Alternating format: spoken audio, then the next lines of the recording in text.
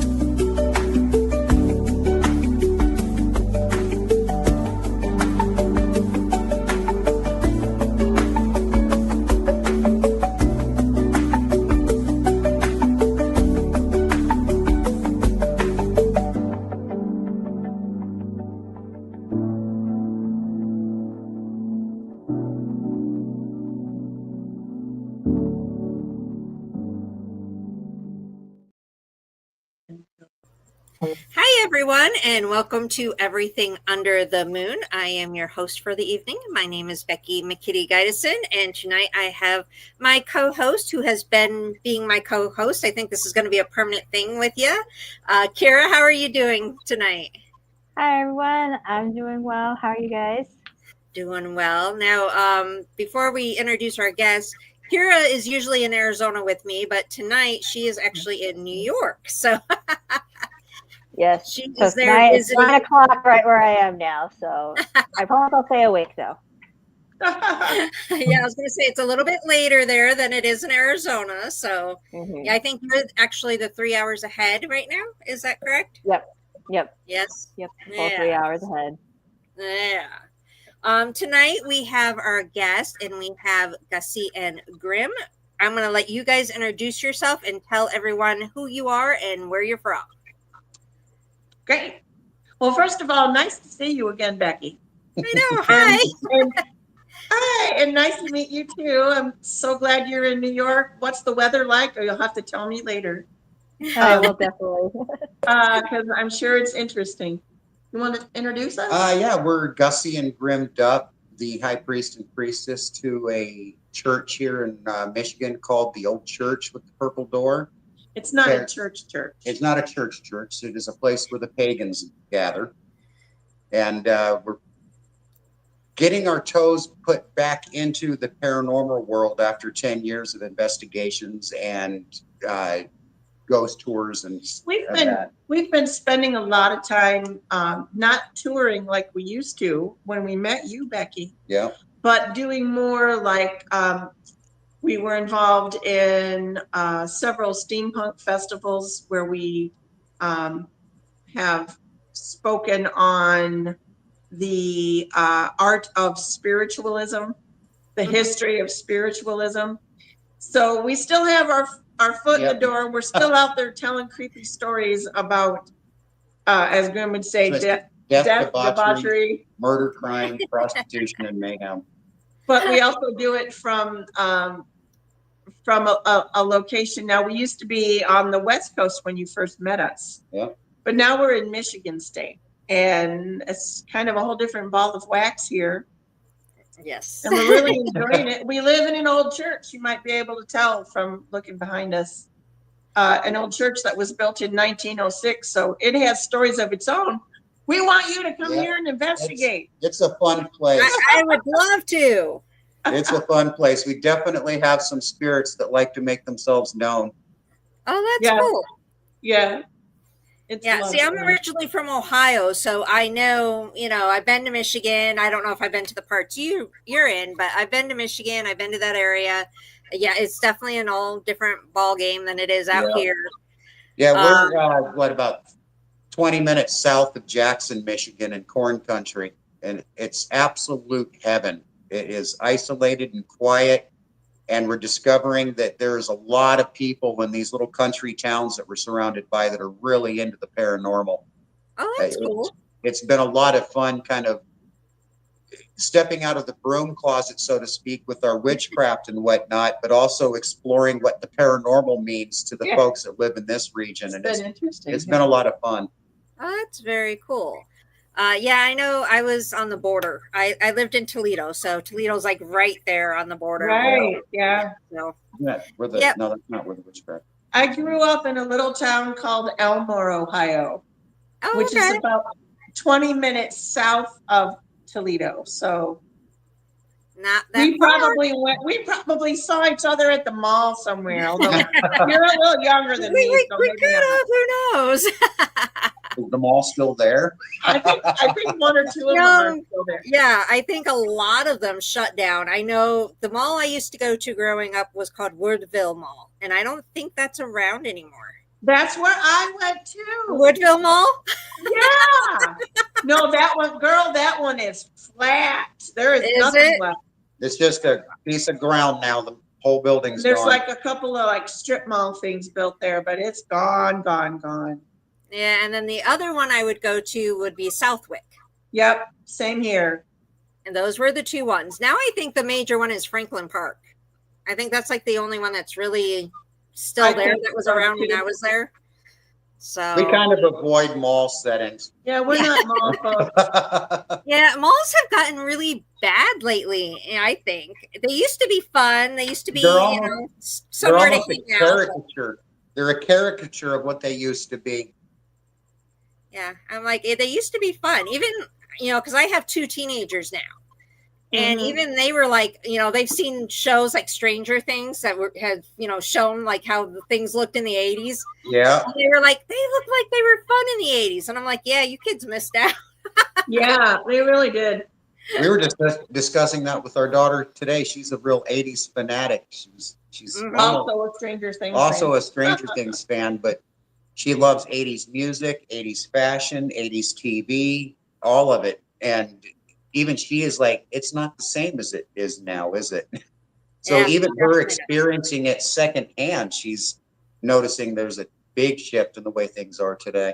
Yeah. Well, I know, Kira, you're younger. But when we were growing up, we didn't have the phones, we didn't have the technology in our hands, No. We had to actually go out, Yeah, and before you were old enough to go out to a club or a bar or something, you did most of your socializing, flirting, and figuring out who's doing what at what school when at the mall. I mean, because it was like a tri-county mall. That was the big, people from all over. that was what is now the public chat room. The public chat room. Right, exactly. Who's who? But as much as we might lament the changes, I also have to say, if it weren't for these phones that everybody seems to be attached to, we wouldn't be able to connect in the way that we are now. So it's a double-edged sword. It really is. Oh, it definitely is. I live off of this thing, unfortunately. I can check, being a business owner, I can check my email, everything from this, so I'm on it a lot. Yeah. But it keeps me connected for my business, so I'm not having to sit at a desk all day and do it, which is nice. Have you started exploring AI in your business? No, I have not.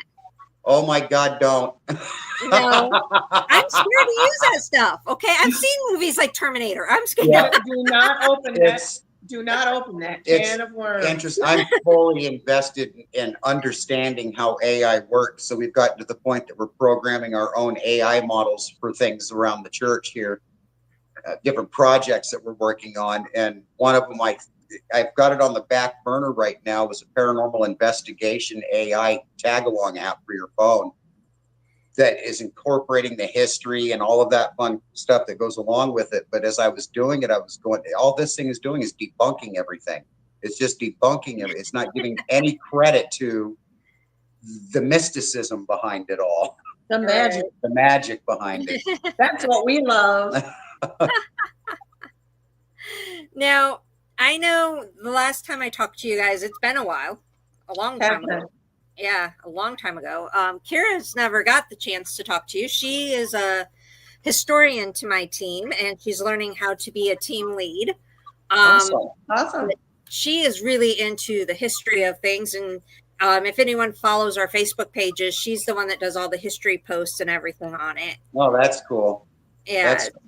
That's wonderful. That's kind of right up our alley. When we founded Twisted History Tours as a ghost tour company, it started out as just your traditional standard ghost tour company, but I am such a history nut, and Gussy's such a stickler for details when it comes to making sure we got the right information plugged in, that we turned into a twisted history tour where I was able to incorporate the paranormal and the truth into one cohesive tale. And it just made it so much fun from a historic standpoint. In fact, the University of Washington's history department wouldn't graduate their graduates unless they took our tours. Oh, They wanted- wow. Oh, That was kind of a feather in the cap. That was a big feather in our cap when they started doing that. That is actually very cool. Yeah. I see, Kira, you have like a black cat that's trying to get in the picture. yeah, that's my cousin's cat. And she was just like, hello. What part of history fascinates you the most, Kira? I love it all. It's really hard for me to pin down certain things. I feel like I do a lot of Tucson history and like Southern Arizona history, obviously, because where the team is and everything. So I really find like Native American history really fascinating Of course, too. yeah, I also right. have cousins who are tribal members of a tribe near Phoenix, so I always found that very fascinating. But I also really like Revolutionary War era stuff for like the United States, and then also like really ancient history. So talking about like, Egypt, Rome, Greece, all those fun stuff. But I love learning about it all. I just find it so fascinating, and I love looking at old maps. It's like I find it almost meditative at this point. When I was like, we were doing research for our cases coming up, and I could find myself just like zoning out, and I'm like doing the research, but I can zone out while doing it and just like go through it all. And you just sort of go down the rabbit hole, and wherever it leads you. That's the stage we're at right now. We've just established which stories that we really want to kind of flesh out a little more, and we can get lost for hours, can't we? Oh yeah. I mean, well, for us though, it's more than just the paranormal research and the historics behind it. We also believe so deeply in our own ancestry that when we get involved in researching a case, inevitably we will find connections to our own family in some way, the land that it's from, the era that it's from, and we start to incorporate an understanding of why people made the decisions they did and how we ended up with so many darn ghost stories that we have now, just based on that ancestral traumas that keep getting handed down generationally. It's kind of a long-winded way of saying we like history. Yeah, I was going to say, wow. But you mentioned something that I find really fascinating, though, is it's those stories that get like handed down generation after generation.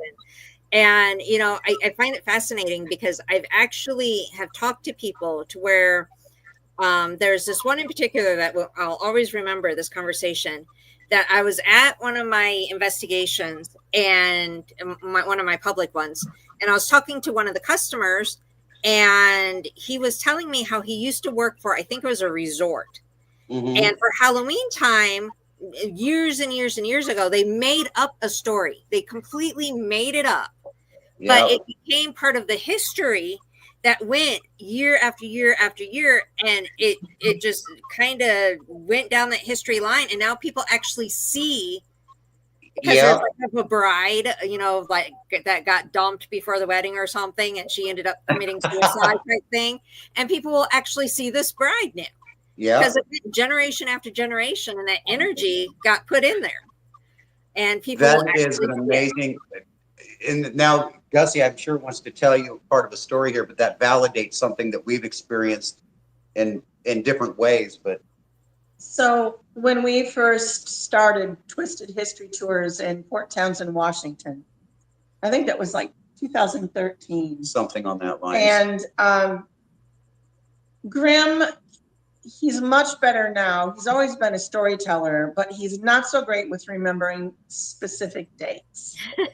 I'm the same way. I don't feel bad. Okay, and that's a real hard thing for him.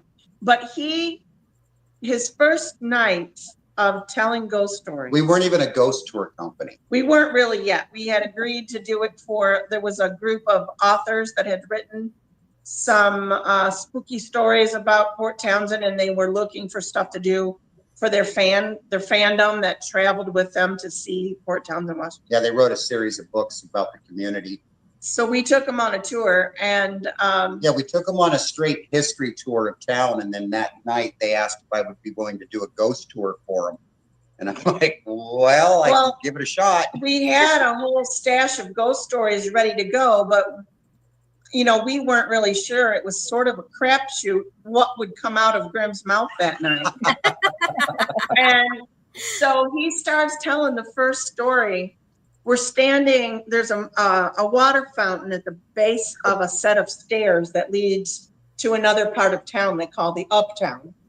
And he's standing at the base of the stairs. City fountain. And he has, I don't know, 35 people, 40 people around you. And he starts off, he greets everybody with his signature greet. Stop. And then he goes into the story about Abigail. He's totally, I'm flipping through the files. Wait, I don't remember anybody named Abigail. Well, he said he got basically like stage fright that first time. He said his mind went blank. Like there were no stories that were going to come out. There was nothing. He couldn't remember anything. I made one up on the spot just right then and there. The characters, the people involved, the dates, the times. I put a lot of detail into this fabricated story. Mm-hmm. Parts of it were real. I could remember bits and pieces here and there, but I was actually blending 3 or 4 stories together and creating this one. But it turned out to be our signature story that most everybody that came to Twisted History tours would request. They would ask, tell us the Abigail story. Then we started getting emails about pictures that they took that they could see. And we've seen legit apparitions. We've seen legit photos that people have taken of Abigail at the top of the hillside. And in the back of my head, both of us are going, we manifested reality somehow here. Well, but what I really think, and I think this happens to a lot of storytellers out there, they're so invested in the history and the tale of the person they're telling about that I think sometimes we tap into their energy. Mm-hmm. You know, whatever photonic latent energy is left behind after we cross over. I think we can tap into it sometime. And I think that there was indeed a young girl that was tragically killed at the top of the stairs. And I think we just, you know, want to call it psychic sense or whatever you want to call it. We activated the recording, but it's just with the wrong name associated with and details. Yeah, because people would start to see her, and it wasn't just a farce, and it became like a real. It became a local lore in town there, and it kind of bothered us because we're like we made that this one wasn't supposed to. We made it. Why don't you use the stories that are really cool, that are real? But that's the one that stuck. And even today, we're noticing as we're researching in this region, we're finding that there's localized lores that different communities have that, you know, it's very well established that this happened, but something very similar happened in this town and in this town and in this town. And it takes a while to kind of daisy chain all the events together to find the source of truth in those. And that's the fun part. Yeah. Yeah, I find it amazing how, you know, things get passed down and then it kind of, I guess in our sense, in the paranormal sense, becomes real, but it wasn't ever really real to begin with. And that begs the question then on the paranormal shows that we watch on television that I have a hard time gagging down because they bother me. So do we. And I got stories about that too, but it makes me wonder, even though I know 99.9% of the crap that they're putting out there is fabricated, to their fandom, it's real. Mm-hmm. And now that fandom is going to these locations anticipating to see those types of hauntings here, and they self-manifest. Mm-hmm. And that aggravates the hell out of me. Not for me, because I go to those locations to try to debunk what I saw. I'm like, I don't believe that one. Let me. Yep. If you ever find yourself in Kentucky and can go to Waverly Hills Sanitarium. Yeah, that's on my bucket list. Oh my God. It is crazy energy there. We have traveled the country in our 20 or 45-foot school bus, checking out all kinds of haunted locations, and some of them are cool, some of them are a joke, but that one was beyond cool. It's the only one that ever made the hair on my neck stand up. And I'm not, and Gussy will attest to this on our ghost tours when I'm doing the stories. I don't believe in ghosts 99% of the time.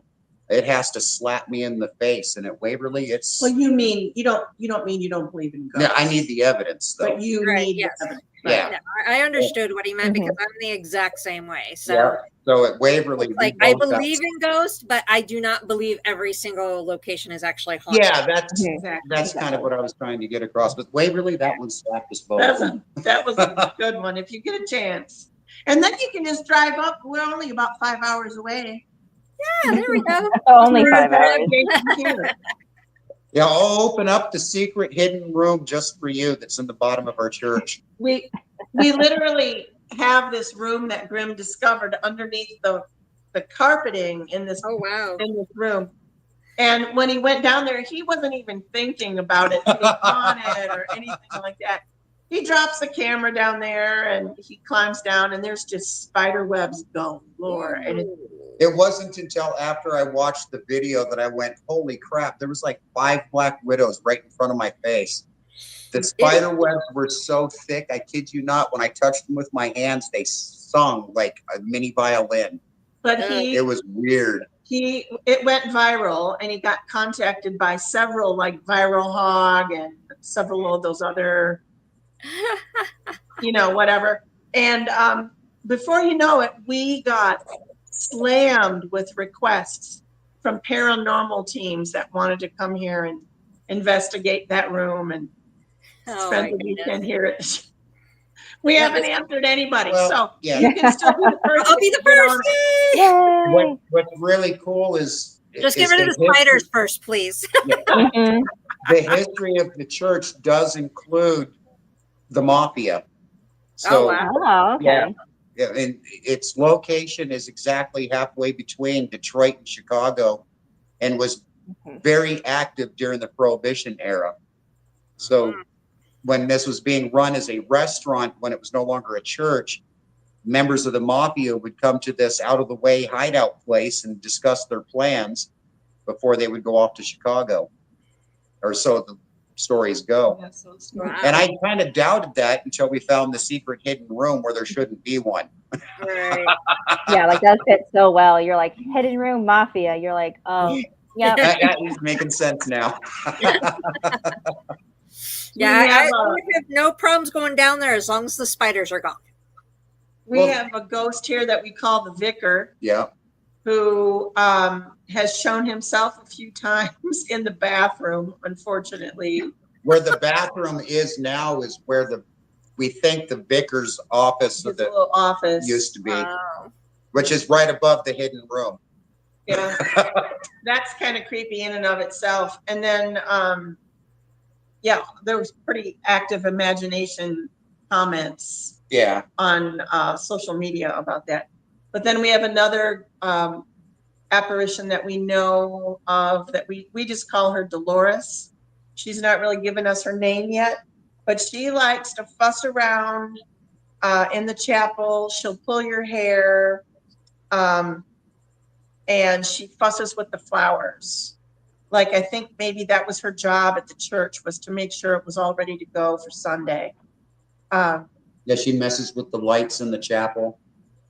The dishes in the kitchen. I wish she would actually wash the dishes.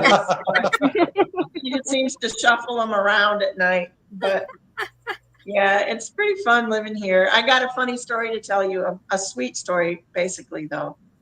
This old church was built in 1906, as Grymm said, and my family bought it about 30 years ago. And great-grandma is the one that purchased it for the family. And if I could swing my camera up there, I could show you there is a huge loft from one end of the church to the next that's filled with antique books. And there's a railing up there, and it's set in such a way that the books never fall off. You'd think they might, but they don't fall off. We never have a problem with it. They're in a cage. They're basically in a wooden cage.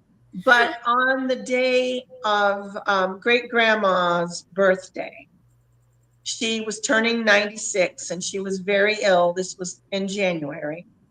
Great grandma was turning 96. That morning I got up to go potty and I walked through the chapel, and in the middle of one of the pews, in the middle of the room, was the book Happy Birthday to You by Dr. Seuss. Oh my And goodness. Wow. It How had cute. it had come off of somewhere up there. We didn't even know we had a copy of that There's book. over 3,000 books in this building. Yeah. And that's the one that. It was cool. And then she died 2 days later, which Oh. is sad. The sad part of the story. But I was like, damn, that's a cool story. Great. I don't care who you tell. Wasn't that book signed to Great at one? No, there was something on the inside. No, it was assigned to her granddaughter. Oh, it was for her granddaughter.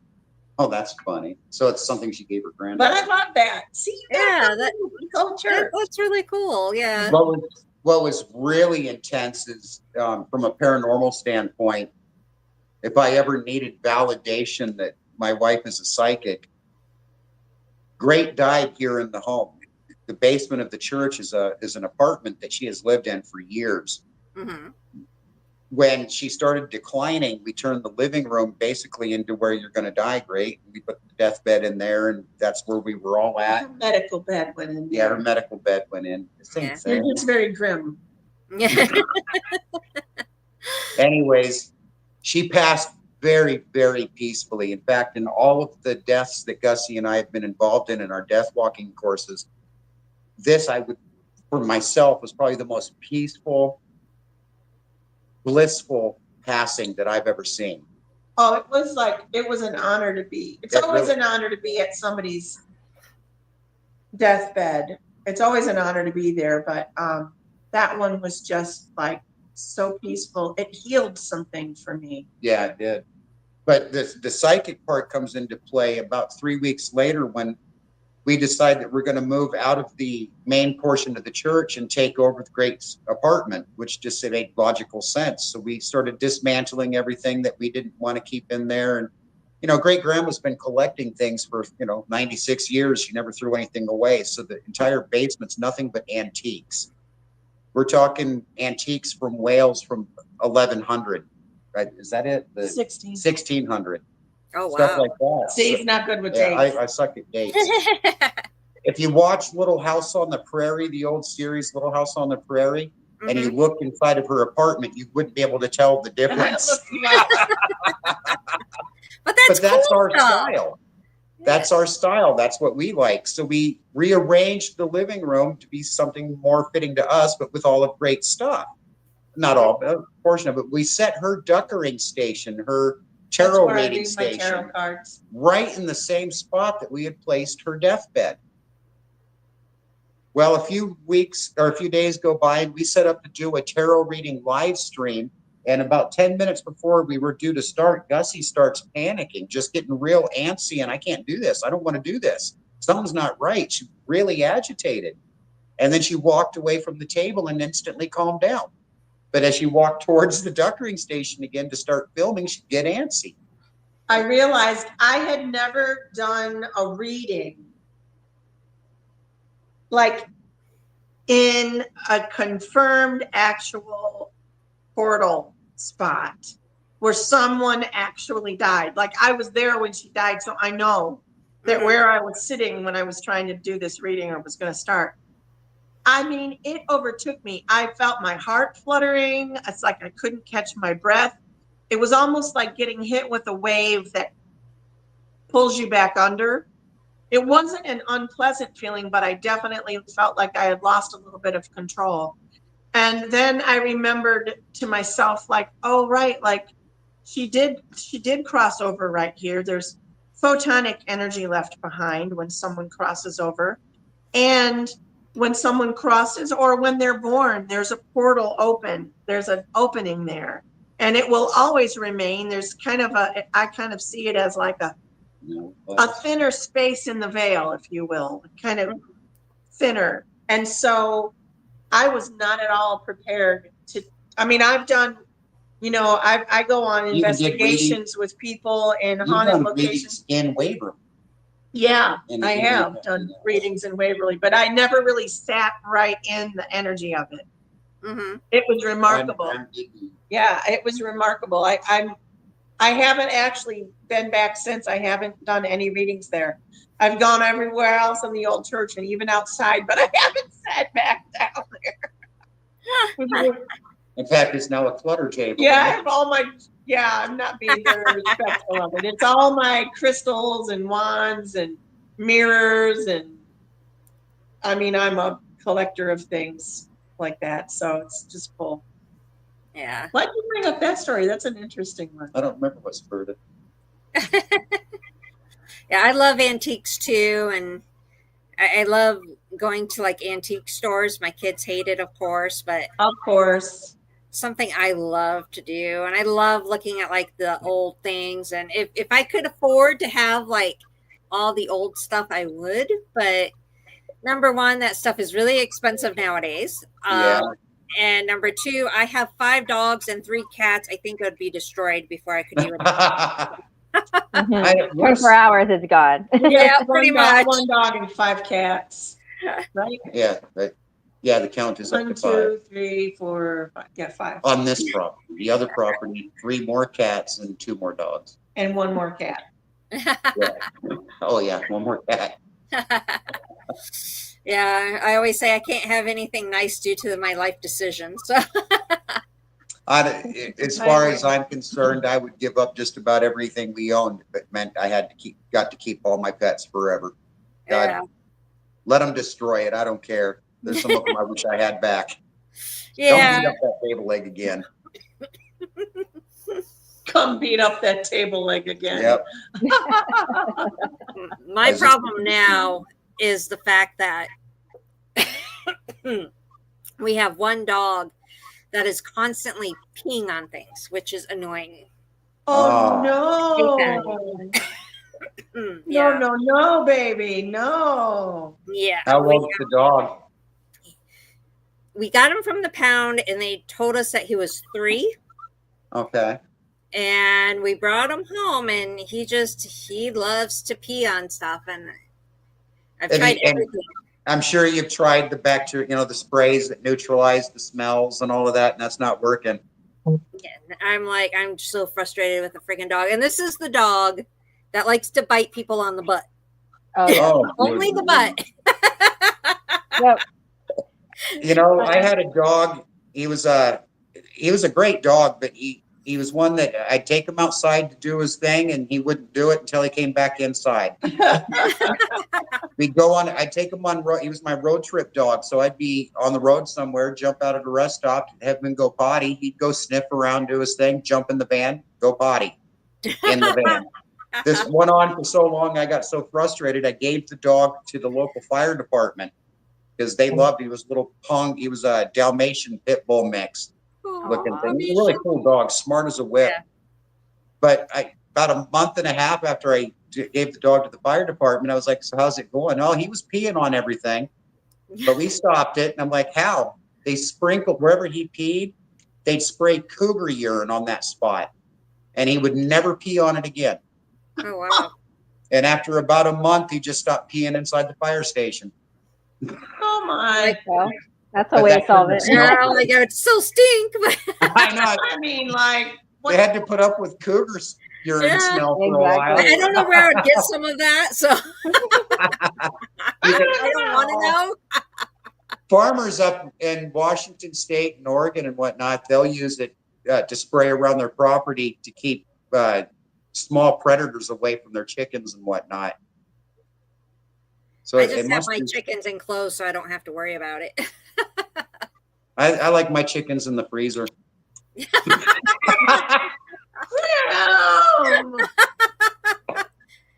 have that too, but yeah. I can't with you. Chicken tastes good. It does taste good. I do like chicken. It's not their fault. I like eggs. Yeah. We get a lot of eggs. That's one thing. We have, I think, 10 or 11 chickens. And then we have a turkey. And they're all in this little area. when we come to visit you in the Tucson area, Arizona area someday, That's where our daughter's at, isn't it? we expect omelets for brunch.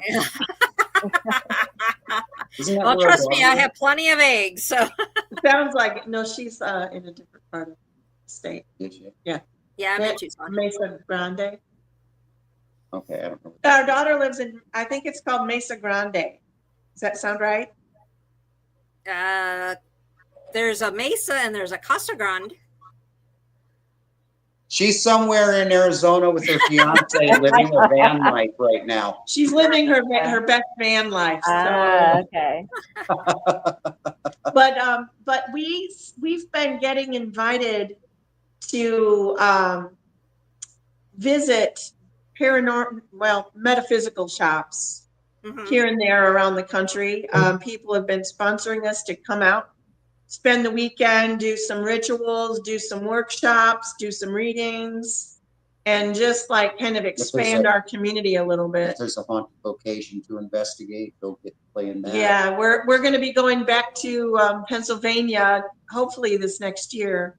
And there's Penhurst Asylum is there. So we're supposed to be going on that little quest. That should be interesting. But if we ever get invited down your area, we'll have to make sure we take a ghost tour and learn about the twisted history of Tucson. Yeah, we'd love to. Oh, there's a lot of it. Oh, yeah. Now, see, I would love to get invited places and have people pay for me to spend a weekend somewhere that's haunted. I would love that. Why haven't I gotten that opportunity, Kira? I know, right? Well, where a lot of that stems from with us is we've been very blessed in being able to blend our love of the paranormal with our spirituality in such a way that it becomes a thing where people just want us to come and teach them our particular brand of paranormal investigation with a pagan twist, as well as learn deeper connections with spirit, and that does involve a lot of shadow work and things like that. So they're not just inviting us out and paying us to do investigations, which I would love. Right. They're bringing us out to learn how to be better investigators of themselves and how to become better at identifying true hauntings versus fabricated because my shadow self wants there to be a ghost. Right. And also there are a lot of people that are kind of misled about the paranormal investigation world because they do watch shows that I shall not name here. But they think you're supposed to come on aggressive with the ghosts. Did you see me roll my eyes? Yeah. Well, that's one of the reasons that when we were contacted by a couple of different companies to put together our own paranormal series based on our philosophy, we were very much on board until we started realizing all they're going to do is just twist the things that we say and create into something that is marketable to their audience. Yeah, the company that was most interested in our pitch deck was one of the ones involved in creating what they do in the shadows, which I love that show. But we don't want to be like. You can laugh with us, not at us. Yeah. Yeah. But actually, I'll be honest, we probably would have agreed to do that one anyways, but our producers shut it down. Because they said we thought it would be too unintegral for us to do it. We're like, no, we love that show. We could have still educated the masses. Yeah. But no, it's those paranormal shows that really we've been on a few episodes of different shows, and every time I plant a lie, and every time it's the lie that they use on air, and I'm like, what the? Yeah. Grymm debunks too in his own way. Yeah. You're not going to disclose that info, are you? We can't. I don't want to bring them down. I give them all the information and a lie. And I tell them all the truths in one line. Yeah, before COVID, I was actually approached to do a TV show. Yeah, I remember that. We got through all this process. We went through all kinds of crap. And one of the things that I made very clear is I'm not going to fake anything. Yeah. I'm like, I refuse to fake anything or antagonize. I'm like, No. I won't do it. Okay, well, Then COVID hit, so it all just kind of disappeared. oh, it all Yeah. I had to hit the start from fan. square one. It did us a favor because we were right close to the negotiation of contracts when COVID hit, and that have obviously shut it down. And I am so thankful it did. Yeah. Because it gave us an opportunity to look inward at what do we truly want as far as a paranormal team goes, our spirituality goes.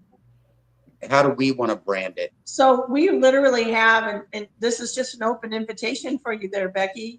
You too as well. Oh my God, I've suddenly forgotten your name. Kira. It's Kira. Kira. I'm so sorry. I'm great. It's okay. Horrible with names. But we kind of put it in motion back in 2019 before COVID hit. We ended up buying a school bus because there was a group of us that was going to travel together As a caravan. And like meet with other folks that kind of do what we do across the country. And we were going to go to like the Winchester House, and we had quite a few paranormal stops on our list. That all got put on hold because of COVID and everything. But just this year, there's this little resurrecting energy of people that are buying their RVs, getting their little buses ready to go. And so we kind of have like a 5-year plan that we'll all be ready to travel on the road. Oh, we'll be on the road before that. I know that, but we're saying 5 years just so people don't panic. And, you know, I figure they'll join us when they can. Right. You know, they'll join us. But we totally, there's one fellow that's already got his RV ready to go, and he's making a special holding area for all of his paranormal equipment. Oh, that's cool. So nice. But we don't have a paranormal investigation team yet, though. Yeah. And you know, That's one that can travel. right, one that can travel. And the thing is, to have a good cohesive team is crucial. Because we've done investigations where it's sort of a hodgepodge of so-and-so invited their friend along too, and it never flows well, does it? No. But I'm sitting here thinking about it as you're talking, and we're bringing a story twist to it as well, because we can't just be paranormal investigators. There has to be the full-fledged story associated with the facts, the life around the people, the reasonings behind the tragedy, and how those reasonings, the morality that led to it then applies to today. So we're going to be able to bring the past into the present and make paranormal normal. That's why you have people that love your tours or hate your tours, because you tell the truth. He tells the ugly truth. Right. And there's some real ugliness about what happened in our country. And it continues to this day, as we're all kind of aware. I don't know where I was going with that, but he actually he's been approached by city council members asking him not to tell certain stories. Because they don't want. You have to learn through history. That's one of my things, that it's like, if we don't learn our history, we'll make the same mistakes. Yep. That's so when city councils that do this to me and they say, no, we prefer you didn't tell that way, that makes me go, oh, really now? I'm digging deeper. How deep can I go on this story, and I will make it the best story I can tell. The more they resist it, the more I want it heard. Oh yeah, that's one thing that I hate about like people who ban books, try to ban the history. I'm like, if you don't keep it out there, I don't care if people get offended by it or not. It's the fact that that's how it was back then. Yeah. If you don't allow people to learn from it, it's going to go back and you're going to do it again. And from my perspective, as from the perspective of a storyteller, and I think Gussy can take this on too, we're doing a discredit if we shy away from the truth. We're discrediting the victims. We're discrediting the perpetrators. Well, we've got to read those books through the lens of today. but not based on the morality of today. Right. We can't let ourselves, I mean, you might read a book and it might make you uncomfortable because of what lessons it carries in there, what shadows it harbors. But to me, it doesn't mean that we should push it away and pretend it doesn't exist and ban it from places. Mm-hmm. It means we should talk about it. Yeah. Why Right. is it uncomfortable? Right. What does make it unsettling for people, and go from there. But And we're not why there we yet. don't repeat it, and why we don't, use words like that anymore, and things like that. Yeah. Right. I think, Kara, you would appreciate this from a historic standpoint. When we were doing Twisted History tours, two of the main feature stories that we did for Port Townsend was focused around the Chinese Exclusion Act and the Chinese Chinatown community of that town, as well as the indigenous populations of that region, and how all of that just didn't work the way it should have. But those two features in my story were the foundation of my Twisted History tours, because I tell a tale from beginning to end. It takes 2 hours, but I weave it all together, and by the end of it, you know everything. That's During awesome. the time of doing this, the city had discovered that where I was doing my tales about where the original indigenous tribe was and where the Chinatown was, that both had been burned down maliciously in history.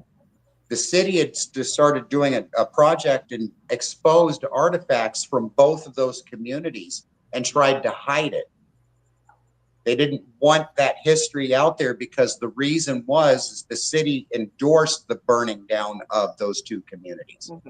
They perpetrated the crime in 1889, but even today, they're saying, no, we don't want to talk about that. Well, because they don't want their name, their pretty little village tarnished. Yep. And that happens all over the country. Yeah. Now, the good thing is, in the end, the full feature article got placed in all the papers in the state, and the museum of the state got involved, and historians and all of that, because of us saying, no, this is getting exposed. We didn't get any of the credit. We weren't after that. But the city was then forced to admit, yeah, we uncovered the artifacts of history that we now have to acknowledge. And that's some of the things that we want to see through our paranormal investigations. When we go to Waverly, when we go to those places of deep emotional scars, we want the truth to be exposed. Right. And the cities and the towns and the townships and the villages, gag on it. That's the truth. Yeah. And history is what made us, just like our past makes us who we are today. The history is how we've all evolved and come to where we're at, which sometimes I'm not sure if it's good or bad, but like sometimes I wonder. It's a little convoluted, isn't it? Sometimes. One of the things, I don't really watch paranormal shows anymore, because I end up yelling at the TV more than anything else. Yeah. We don't either, sadly. Yeah, I end up going, that's not what you do. That's not how you do it. Yeah, I yell at I do the same thing now. It's so bad. I don't enjoy it anymore. But I have been watching, like, my daughter, my daughter Aubrey, she's 18 now. She's starting college, and she's going into psychology. Okay. And so she's been very interested in how the mind works. And I've always been interested in that too. So we like to watch, like, true crime stuff. Right. And we like to try to figure out what makes someone do that. It's like, what, no matter what, I don't think there's an answer, because of the fact that you can get siblings that one turns really bad and one's still good. Yeah. But it's just, the mind and how it works. And so we've been watching, like, true crime stuff, and I sit there and I'm like, I don't trust anybody, I don't do that with anyone ever again.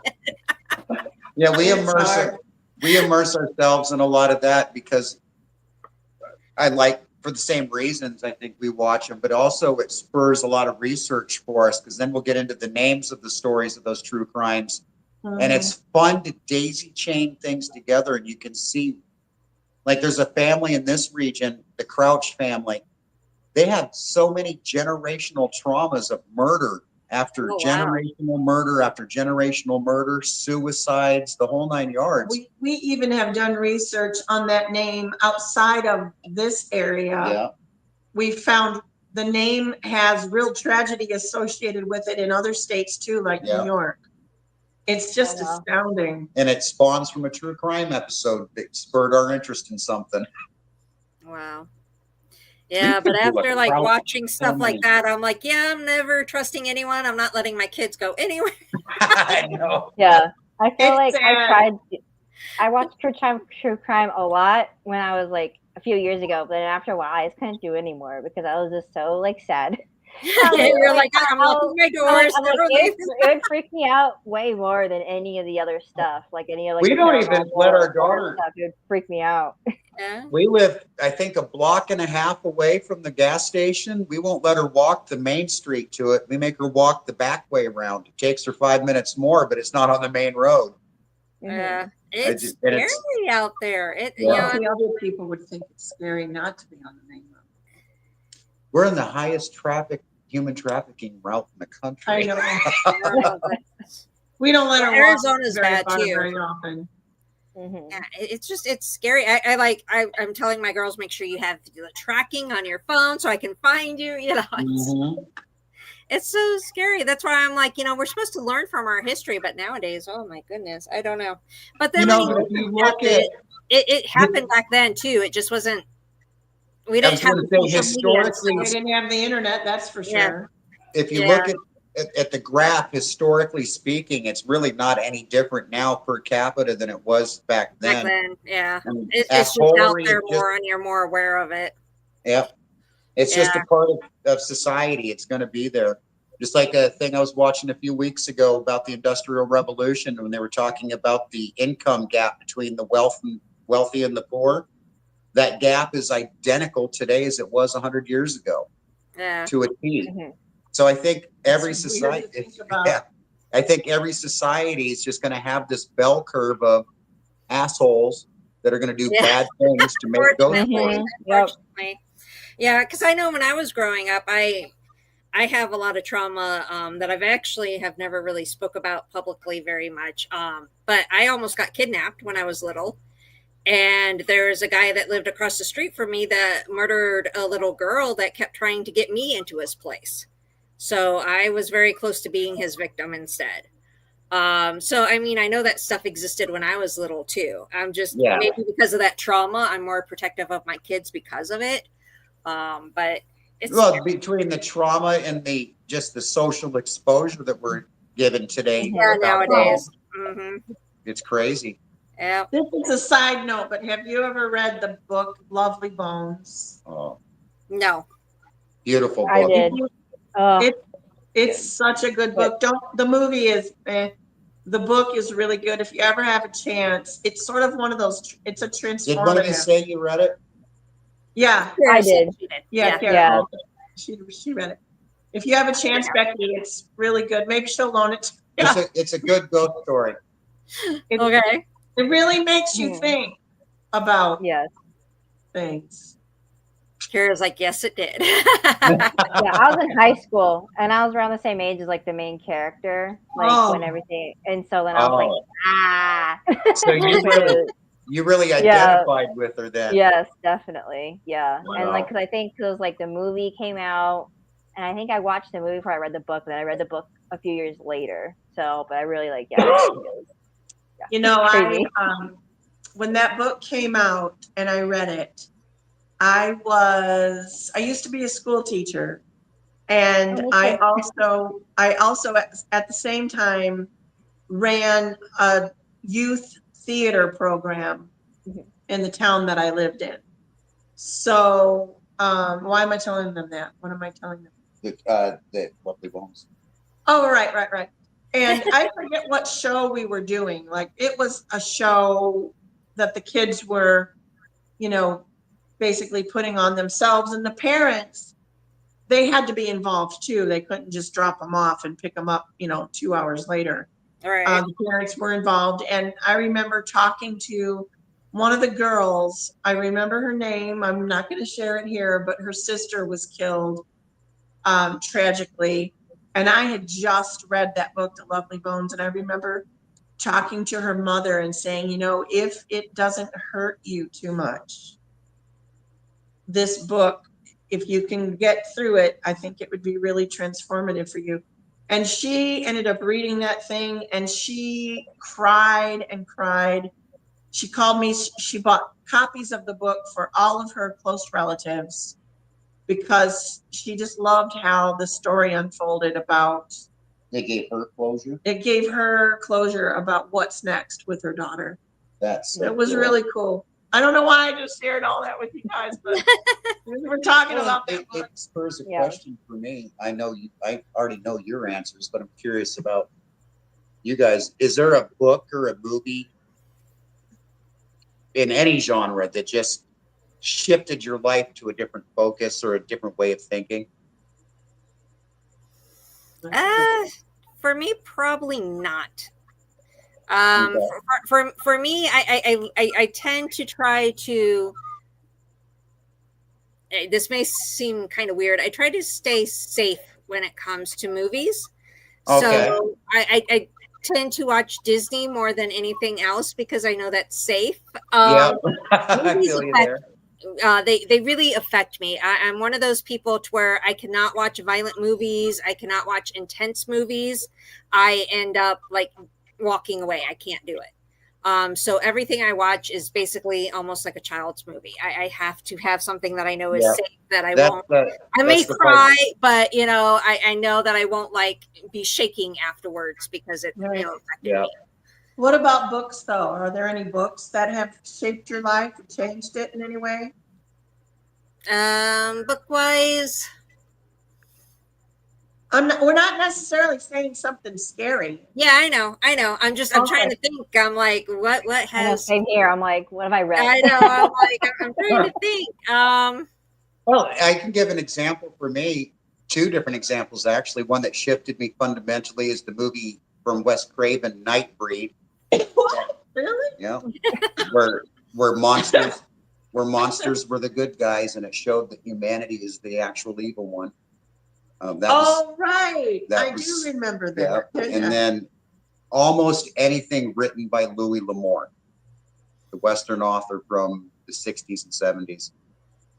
They fundamentally shifted what I think about the paranormal and my spiritualism. You're probably the only person out there that would say that. I don't know. He had a lot of fans in his fandom. Yeah, but do you think maybe I'm just selling them. Well, let me say, the book that he wrote, Haunted Mesa, is what spurred my desire to go spend the night in the middle of the Four Corners Desert in Akiva. And that shifted how I viewed I can see that. life after that. Well, the TV show Ghost Hunters is what made me know it was okay to talk about ghosts. There you go. I didn't know it was okay to talk about until that show. No, I had paranormal experiences my entire life. I mean, I grew up in a haunted house. As well, I lived in a haunted apartment, and I had something major happen where I even had proof it was haunted. The picture flipping and breaking. But my ex was like, "You're crazy. It's not haunted." And so I basically learned stay quiet about it. Yeah. And I never talked about the paranormal because anytime I did, I was basically told I was crazy. So it wasn't. I don't think they're alone. I was like, hey, other people talk about it. We used to host a weekly event. I don't remember, called Ghost Story Swap, where it was open to the public to come down to a coffee house that we would take over. I think it was once a month. Yeah, it's once a month. For people to share their ghost stories, and you would be surprised how many people would come through that. We would was it 4 hours a night that we would do this? And probably. God, people, they'd sit around. We'd be drinking coffee and tea and just talking about all of our shared paranormal experiences. Ghost Story Swap. It was a blast. But it was the paranormal shows that kind of made that a normal thing, I think. You're right about that. Yeah, because up until I saw the show Ghost Hunters, I just stayed quiet about it. And it was my husband now, we were just flipping channels when I saw it. And when he got to that one, I was like, hey, can we watch this for a few? And well, sure, and so we ended up watching the whole episode, and I was like, I was just like in awe because I was like, people talk about this. People That's so actually funny. experience these. I didn't even really know what those shows were. I knew they existed and they were out there. I'd see little clips here and there, but it wasn't until Ghost Adventurers came to our town and everybody was raising a big stink that I thought, what is this all about, really? And I got to, we own a ghost tour company, you know, we're doing the whole paranormal thing, but we know. Don't put the "we" in there. She knew all about it. I was watching. I forget what it was called now, but it was like, I want to even say it was like an unmentionable fellow's name that starts with Z. Oh, we can mention his name all day long. No, shush. But it was something to do. I swear he started off something in Pennsylvania, like. Oh, you got him when he was a content creator or something. Back when it was like still legit and kind of a fun show to watch. He started off fine, but wow, it just went. Well, if it wouldn't have been for the show Ghost Hunters, I wouldn't be here right now tonight. So yeah. Well, here's to Ghost Hunters, because I enjoyed many an episode of that show. Yeah, that was. I started with that one, and then I kind of watched other ones too. But Ghost Hunters was the one that I would watch. And are there any of them out on the airwaves now that on other than cable Ghost you would Adventures? watch? I don't think so. I feel like a lot of them are on YouTube. Like a lot of YouTubers do this stuff. I'll go that YouTube now. all day long. If you ever want to watch, I think the only one really on TV that has new episode is Ghost Adventures. I think, isn't it? They took Ghost I Adventures. don't know. Yeah, I think. So. I don't know if you know this. Well, hold on. Okay. That's because somebody that's in charge of that show got the other shows canceled. Yeah, I've heard rumors about that. But I'm not going to pull any punches. And Zach, if you ever hear this, hi. But wow. Those types of shows are the reason that I am so driven to expose the truth. It drives me absolutely insane when they sensationalize a coven of witches did such and such 100 years ago, and now this place is cursed and haunted. Or they call in a local witch expert to help them debunk or to clarify the stories. And it's not a witch expert. It's some cast member that they've pulled off the set from another show playing that role. It just... He gets upset about this, you can tell. And I take great pride in knowing that I shut down an entire production of theirs because I know, of their okay, idiocy. I love you, babe. Ugh. A few gratuitous things I want to plug out there.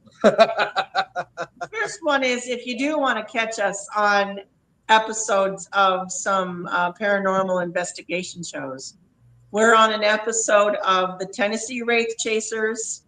That was fun. It's called an episode called 5 Miles from Hell. And we're also, oops, press that. Thank you, babe. And we're also on an episode of Ghost Brothers.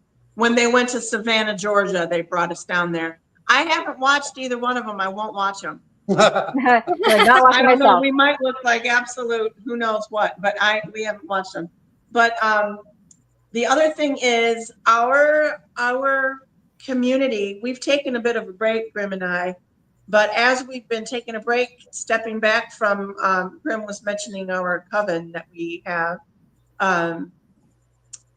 It's called Coven Dupp, but our community is called the Purple Door. And we're having a gathering this weekend, as a matter of fact. It's our 3rd annual gathering of witches from all across the country.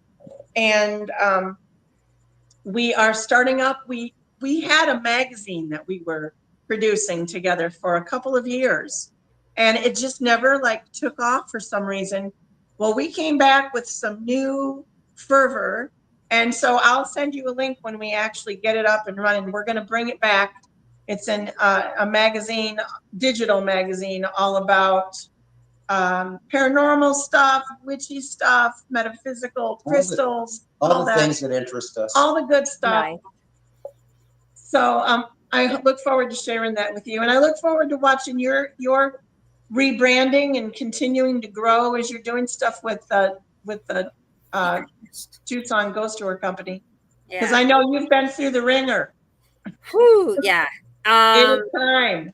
You must really love it. I've been doing this for 12 years. And I came this close. Y'all see how close to shutting the company down this year.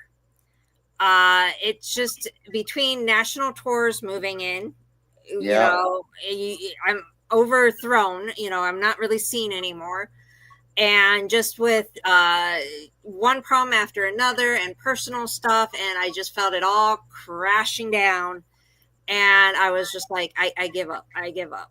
But as soon as I said that, I had so many people going, "You can't give up. This is what you love. This is what you're meant to do. Do not give up." Well, I had people calling me. I had people emailing me, and they're like, "What are you doing?" I'm like, "I'm giving up." They're like, "No." Nothing energizes the soul like knowing you've made a difference in somebody's life. That's absolutely true. Oh yeah, and so I was like, okay, instead of giving up, I'll rebrand. So that's what I've been doing, and I've been we're doing the tours completely different. We're going to only have the history part, which Kira works on, and we're going to have, like, she researched maps, so we're going to show like maps of what it used to look like, pictures of what it used to look like, and we're only doing personal ghost stories, so nothing you can find in books. And we're going to play EVPs from investigations we've done at the location. So it's all personal. So you're not going to find anything that we do on the tour on any other tour. That's so important. Yep. The history tour genre is cutthroat. And if you can find ways to keep what you've created sacred to your company and out of the hands of others, you're on a winning track. Yeah. So we completely, we're having the current tour run until like July 20 something is the last date. And then I'm shutting down for a little bit, and we're reopening with everything new. So it's all going to be personalized and all going to be, you won't be able to find what you find on our tour on any other tour. That's important. Yeah. Well, I look forward to visiting Tucson sometime. Yeah, it's been a lot of work. It's been a lot of stress, but I'm so close. I'm so close. And I've been working out of Tombstone, and I had to get a license there, and I ran into problem after problem with that. But today I went down. All I have to wait for is a phone call to pay for the license, and I'm set there, and I can start my ghost hunts back then. I'm like, oh my God, it's getting there. It's getting there. We're doing all new logos, all new everything. From a business standpoint, I don't know if this is something that we keep running into when it comes to trying to set up tours in different towns. We'll do a little bit of research and get a basic idea of how a tour could work and whatnot. And then we start approaching the Chamber of Commerce and, Main Street programs, and start developing a little bit of a relationship, and they get excited about, yeah, this could be fun. And then 2 weeks later, they've launched their own tour company. I'm that's happened to us a couple times. That's getting frustrating. I was actually approached not too long ago, basically from someone that was like, hey, I would love to partner up, and you'll still be the face of the company and blah blah blah, and I'll do your website and all the back end stuff, and you'll still make money on your tours. And I'm like, whoa, hold up. What do you mean I'll still make money on my tours? I'm like, it's my company. Yeah. I can almost guess who was involved in that phone call that you got. I'm just like, I'm not doing it. I'm like, I'm not doing it. And I emailed them, and I was like, I'm not looking for a partner with my company. I've poured my heart and soul into this company for 12 years. This is mine.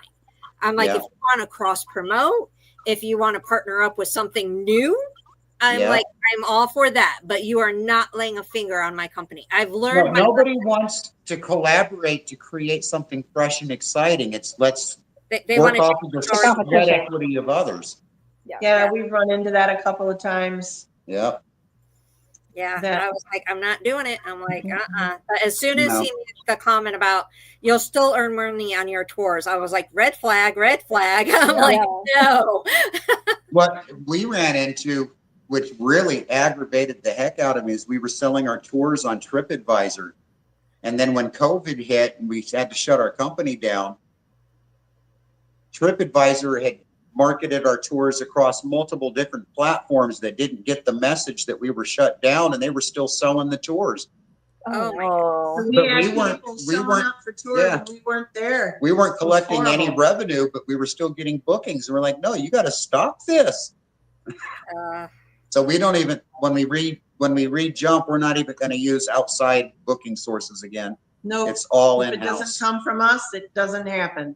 right. We've had people resell our packages under our name. No. I got a phone call one time saying, "Oh, is something about a coupon?" And I'm like, "Coupon?" And they're like, "Yeah, there's this coupon in such and such." And I'm like, "I've never ran a coupon." Yeah. Yeah, that happened to us too. Groupon sold our ghost tours and we don't even know how. Because And TripAdvisor sold our tours to Groupon. And they were Weird. even selling them at like noon, and we didn't do a noon tour.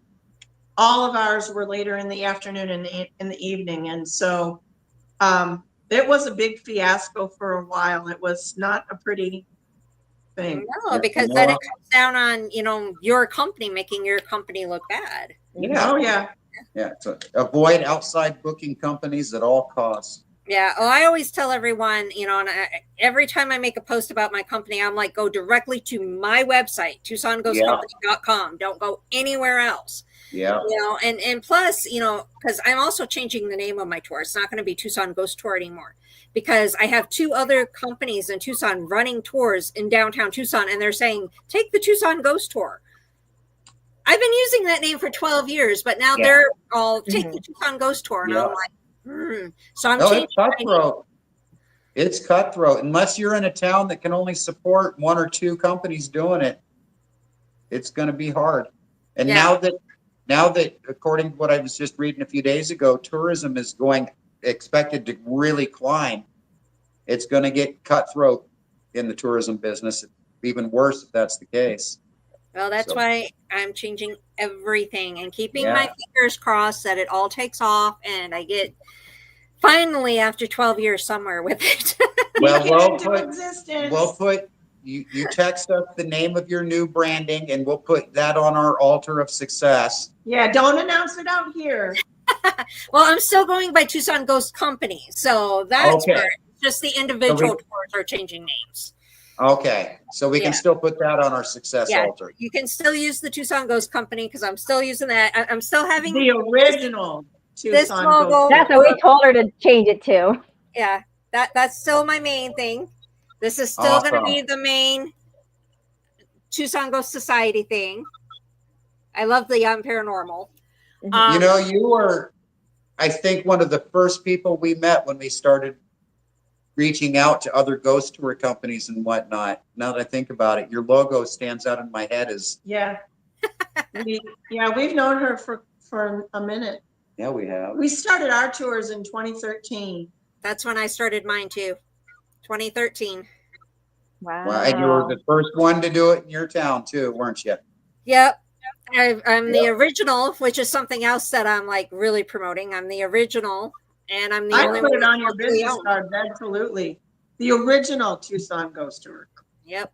And I'm the only one that's actually locally owned. Everyone else is not. Has Fair Harbor moved in? No. Okay, that's good. What's Go what's the name of their ghost tour company that they're branding out everywhere? I don't remember. Yeah. I don't want to say who's here because I don't want to give them free advertising. I know. That's fair. I don't want to either. GoDo is a booking company that disguises themselves as a tour company, and I was kind of curious if they were even still out there. I don't think they are. Are they? They're still out there. Oh. Yeah, I never name any names ever because I'm like, even if I don't like to say bad things about people anyway, but I'm like, good or bad, it's free advertising. So I always refuse to name names. I'm like, I've never, even when I've like warned people about things, I've never named names. And people are like, who is it? Who is it? I'm like, I'm not giving them free advertising. I don't care if it's bad or good advertising. I'm not doing it. Yeah, I think that's pretty much how I am too, but not Mr. Loose Lips here. Got to rein them in sometimes. If there's entities out there that I feel are doing mankind a disservice, I would be doing myself a disservice to be quiet.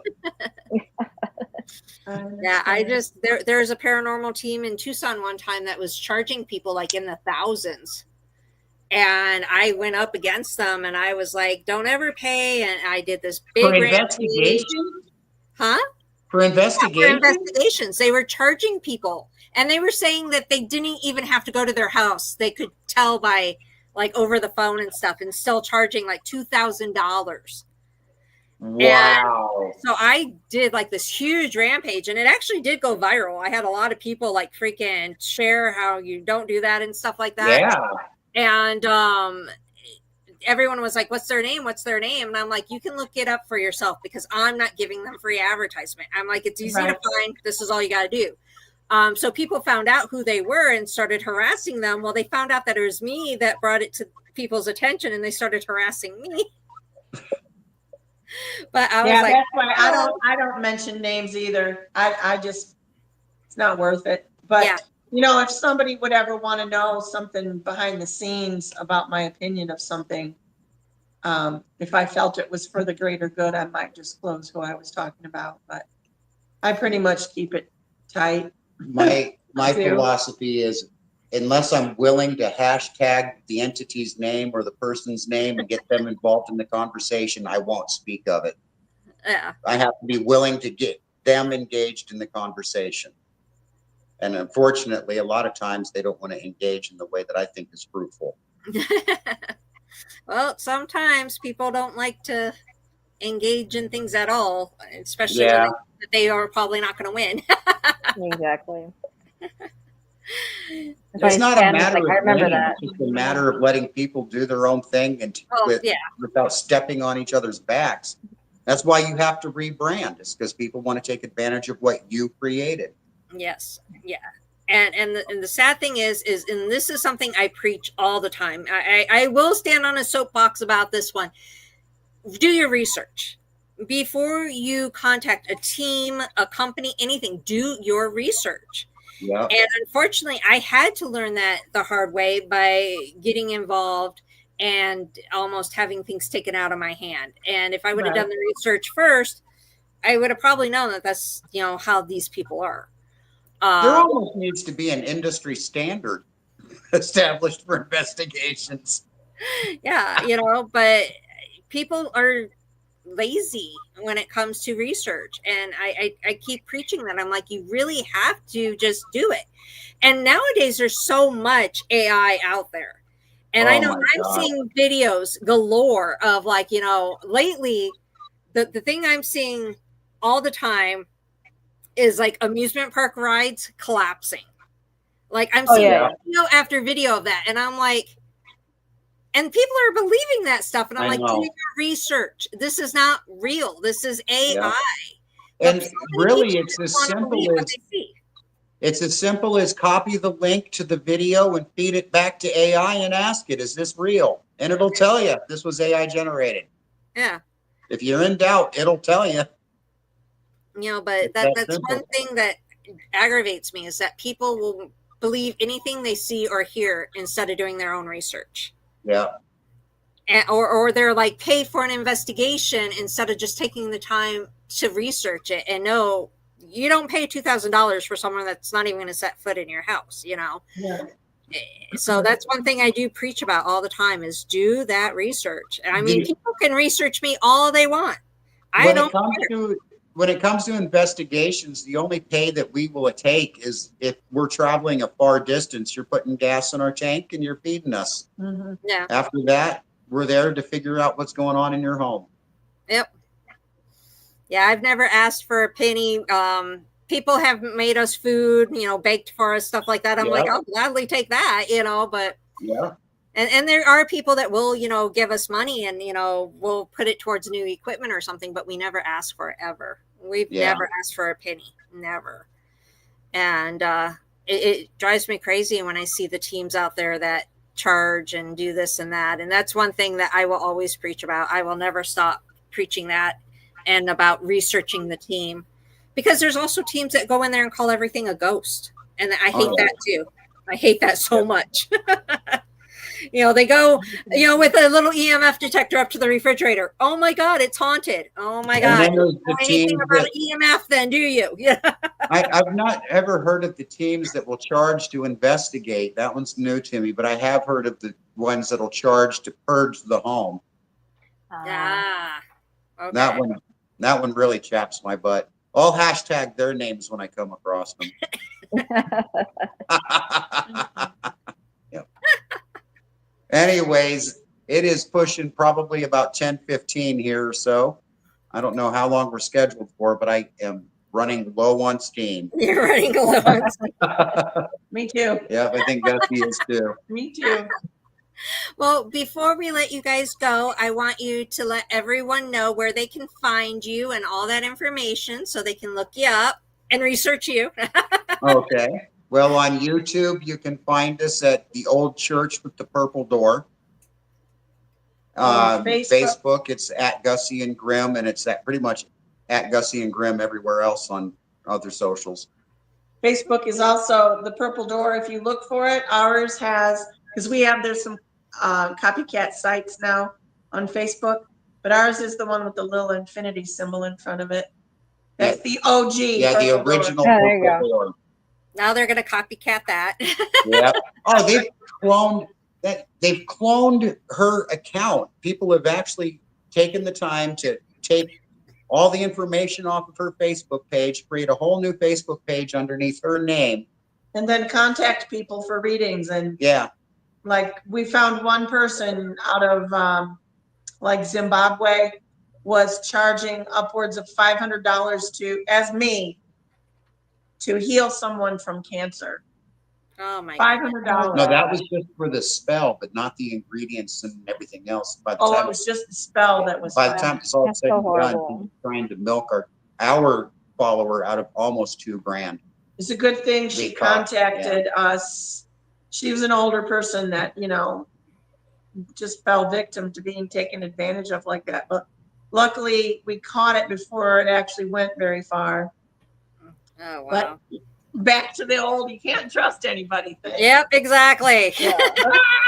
Yeah, it's easier to get scammed nowadays. That I will say, because of the internet, it is Yeah. easier to get scammed for sure. Oh, and it's so I was just the news teaches us how to do it. There was a news program I just watched where they were showing us how to use AI or how AI is being used to scam people, and they're typing in the prompts. I'm like, shut up! Wow. But yeah, that's how you contact us. YouTube at the Old Church with the Purple Door, and everything else is at Gussy and Grymm Or the Purple Door. or the Purple Door. All right. Well, thanks for Awesome. coming on tonight. It Yeah, was a it was pleasure fun. talking to you guys. And you tell all our followers how they can follow your podcast. Yeah, well, we do it every other Monday. I don't do it every week because that was too stressful to do. But every other week we will be back, and it'll be on Facebook, YouTube, all that stuff. My company is TucsonGhostCompany.com. Make sure to go to that one, not click on any other links. Because the other tours will put up Tucson Ghost Tour, and you click on it and it sends you to their sites. But yeah. TucsonGhostCompany.com. And hopefully with this rebrand, and hopefully everything will go well.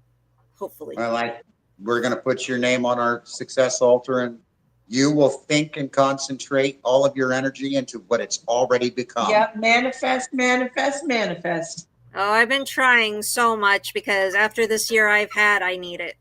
Yes, you do. It's been a rough year, and I know you guys had a rough year, and hopefully only good things to come from here on out. It's all looking up, isn't it? Yep. Only a bump. Yep. All right, well, we love you. All right. Love you guys too. Thank you for coming on. We appreciate it. You guys have a Always good enjoy night. our time with you. Nice to catch up. All right. We'll see you guys later. All Nice to meet you guys. Hi, nice to meet you. Yeah. And Kira. Stay magical. Yeah. What else are you doing in New York this week? I'm just usually seeing my family. We are going to go to the town that my mom grew up in. It's called Mexico, New York. Oh, and we're gonna go to like old cemetery there. I've never been there, but I was like, yeah, I want to go see the old and all the old things. So yeah, we're great. doing that. Just see my grandparents and all that fun stuff. But It's very important to see family while they're still around. yeah, Definitely know that. I know it's late there in New York too, right? Yeah. Yeah. You're like checking the time. Yeah, I know. So it's like 10:23, but I'm okay. Yeah. Now I have a question for you for New York. I've only been to New York once, but there's only like the Buffalo area. But I know going back to Toledo, especially after living in Arizona, when I would go back to Toledo, the sun would not go down until like 9 o'clock at night.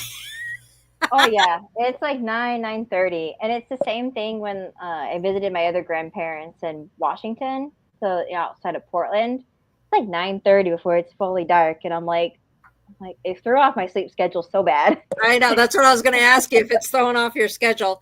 I am very sensitive to the sun, to like in tune with the sun and everything. So I'm just like, yeah. Well, I remember taking, because I took all four of my daughters back there, and at the time, two of them were really little, and I'm like telling them, okay, you need to go to bed. We got a big day ahead of us tomorrow. I think we were going to Cedar Point, so we were getting up super early. And I'm sending them to bed, and they're like, Mom, the sun's still out. It's not bedtime. I'm like, no, it is bedtime. yes. Because I don't think people understand. Like here, the sun goes down. Well, during the winter, it's down by like 5:30.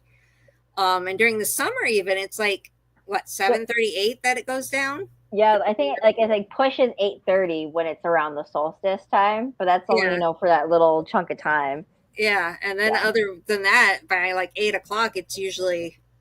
And I know during the winter out here, it's like by the time Will gets home from work at like 5:30, it's already like pitch black almost. So yes. Like, oh my goodness. And then you go back east or somewhere like that, and the sun's out until like 9:30, 10 o'clock. It kind of throws off your days because you're not used to that.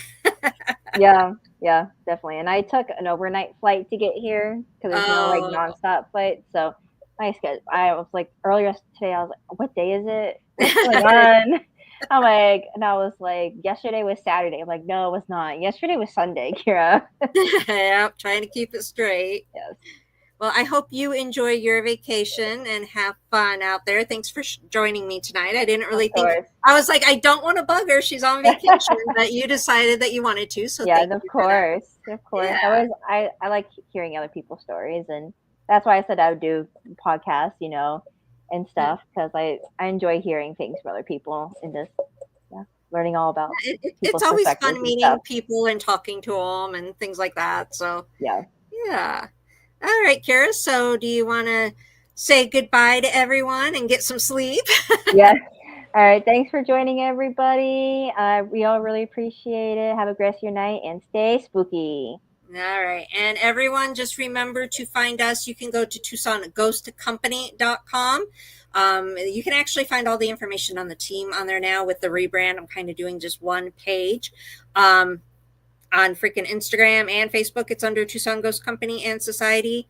I personally have TikTok, but I haven't done a company one yet. You can find me pretty much anywhere under Becky and Kitty Gydesen. We appreciate you tuning in. We will be back in 2 weeks. Everyone have a safe and happy 4th of July. That's this weekend. Mm-hmm. Yes. So everyone be safe out there. Next week, I'm leaving town because it is my birthday next week. So we're going downtown for my birthday. But we will be back in 2 weeks with a new show, new guest. And until then, just remember, you're never truly alone. Good night, everybody.